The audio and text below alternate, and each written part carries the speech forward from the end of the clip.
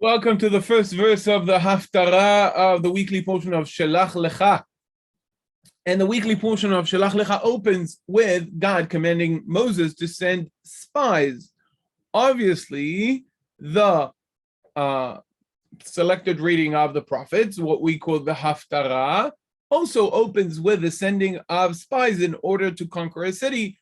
And there are so many things corresponding between the stories, and it is well worth to make a full comparison between the prophets of Moses and the prophets of Joshua. That has been done by commentators of the Bible as early as antiquities and every period since.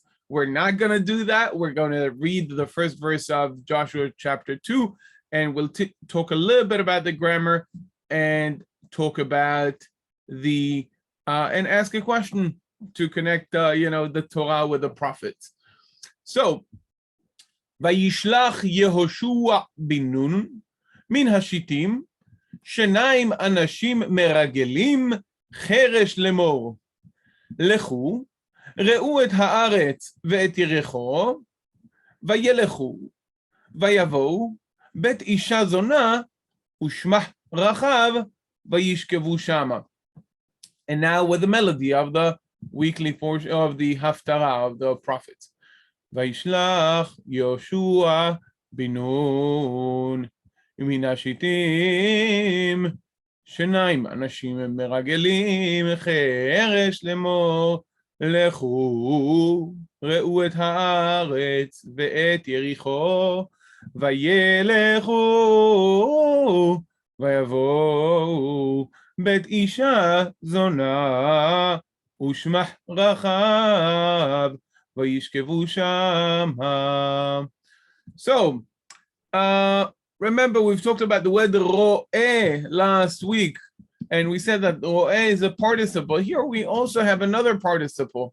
That is the word meragelim, spies. And as you remember, the participle in Hebrew can serve as a noun, as a verb, and as an adjective. Here, meragelim is a noun as opposed to ma'ata ro'eh last week, which was a verb. Here, meragelim, it can theoretically be perceived as an adjective, but I think it's more of a opposition and hence a noun. Meragelim here serves as a nomen agentis, an agent, he who does the action. Remember, we've talked about the seer, the guy who does the seeing. So meragelim are those spies. Again, it's the participle as a noun serves oftentimes as the way to describe the person who does a certain job. So a work, a vocation, a profession. Here, meragelim, spies. Now, following that, we have the word cheresh. This is also an interesting opportunity to talk about a grammatical concept. What is the word cheresh? So the word cheresh, as far as its structure, as far as the morphology of the word, you might recognize the structure of this word as in melech, or lechem, or many other biblical Hebrew common words, beged. This is the structure of a noun. Okay, gefen. This is a regular pattern for biblical Hebrew nouns. So it looks like a noun, but here it does not serve as a noun. Here it is a noun or a substantive, something that functions like a noun, that is used as an adverb. So while cheresh might actually mean silence, it is used as an adverb. So silently, okay? Joshua sends them silently. Obviously, the English translation here is wrong.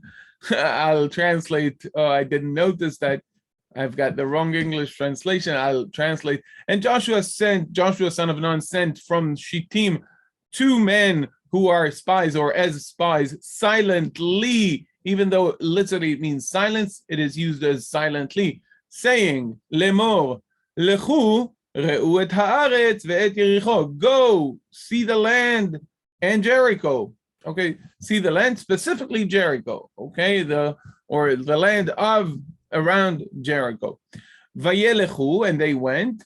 Vayavo'u, and they reached Beit Isha Zonah, a house of a harlot woman, okay, a prostitute woman, Ushma Rachav, whose name was Rachav, Vayishkevu Shama, and they laid down there.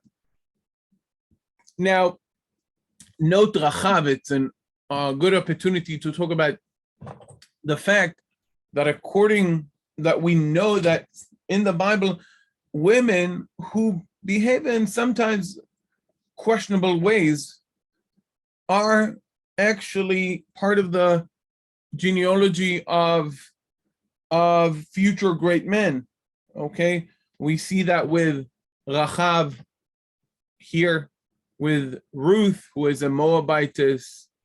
Okay, with Tamar in the story of Judah and Tamar. And you can see that also in the New Testament. They have the genealogy of Jesus, and they mention these women because of their unique nature. I think also that the fact that in the New Testament you can see Jesus interacting with harlots and so forth is part of that tradition, Jewish tradition. Now, a question. In the weekly portion of Shelach Lecha, we have a story about a guy who is gathering wood on the day of Sabbath, and they don't know what to do with him, and ultimately he is executed. So, who in the prophet also gathers wood? The verb is mekoshesh in biblical Hebrew, mekoshesh. So, who is also found gathering wood in the Bible? And that's it for the weekly portion of Shelach Lecha.